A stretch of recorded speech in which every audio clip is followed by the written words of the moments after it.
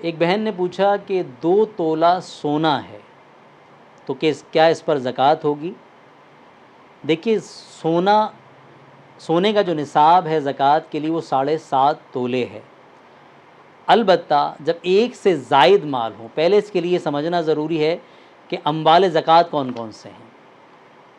سونا 7.5 تولے سونا ہو، یا 52.5 تولے چاندی ہو، یا مال تجارت یا نقدی ہو، کیش۔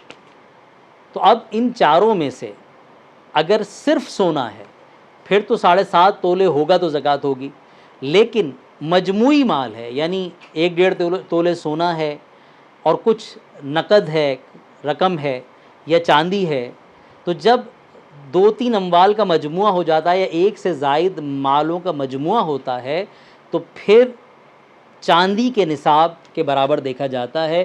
52.5 تولے چاندی کی جو رقم بنتی ہوگی، اگر ان کی مجموعی مالیت 52.5 تولے چاندی جو آج 2025 میں جب ہم بات کر رہے ہیں تو کم و بیش 1,70,000 کے قریب بنتی ہے، تو اگر اس کے برابر رقم بنتی ہے کہ بھئی 1.5 تولے سونا ہے، 2 تولے سونا ہے، کچھ رقم ہے، یہ نقد ہے یا سیونگز ہیں۔ اچھا، سیونگ میں یاد رکھیے کہ آپ نے کہیں کمیٹی ڈالی ہے تو یہ بھی چونکہ ریسیویبل ہے تو آپ کا مال ہے۔